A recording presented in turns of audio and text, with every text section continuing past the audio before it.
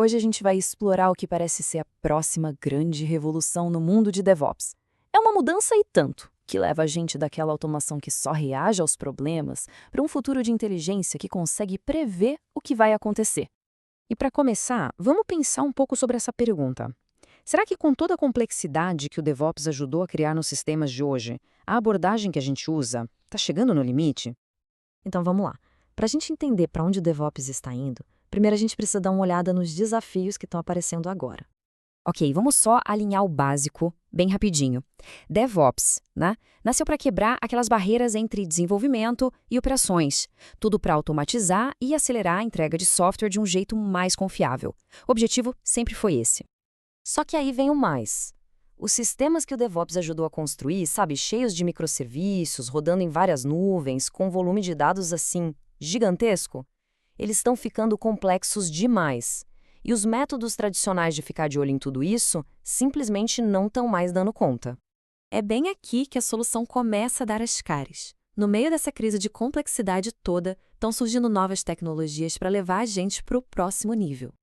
O primeiro pilar dessa mudança é o AOAPS. E o ponto mais importante aqui não é só automatizar por automatizar, é aplicar inteligência artificial de verdade para entender como os sistemas se comportam e tomar ações inteligentes, sabe? Tudo baseado em dados em tempo real. E o segundo pilar é o tal do monitoramento preditivo. Aqui a mudança de mentalidade é total.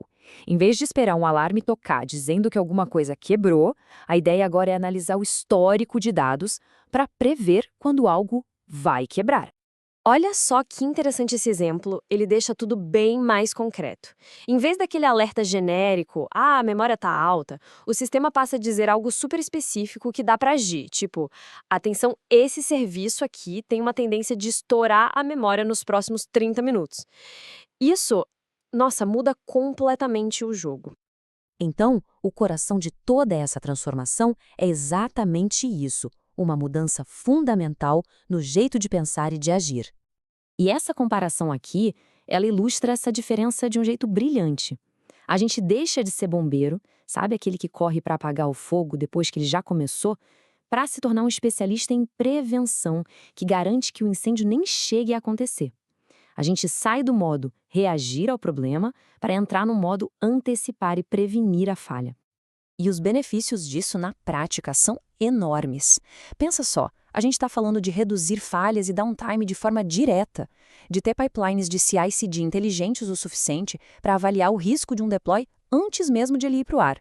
E talvez o mais incrível de tudo, a chance de construir uma infraestrutura que consegue literalmente se consertar sozinha. Mas essa revolução não é só sobre ferramenta, não. Ela mexe profundamente com o lado humano da coisa, com os papéis e as responsabilidades de todo mundo na equipe. Dá uma olhada em como os papéis evoluem. O engenheiro DevOps deixa de ser aquela pessoa que faz automação em script na mão para se tornar um arquiteto de sistemas inteligentes. E o SRE, o engenheiro de confiabilidade, finalmente consegue focar no que mais importa, a estratégia de prevenção, em vez de passar o dia correndo atrás de incidente. Isso quer dizer que habilidades como pensamento sistêmico, planejamento, tudo isso passa a valer muito mais. É claro que essa transição não é um passe de mágica. Existem desafios bem reais. Primeiro, a qualidade dos dados. Se entra lixo, sai lixo. Os modelos de IA precisam de dados bons e confiáveis para funcionar bem. Segundo, esses modelos não são estáticos. Eles têm que ser treinados e atualizados o tempo todo conforme os sistemas mudam. E talvez o mais difícil, a cultura. É preciso construir uma confiança da equipe nas decisões que esses sistemas inteligentes tomam. E então, para onde é que tudo isso está levando a gente? Bom, para um futuro que até pouco tempo atrás parecia coisa de ficção científica.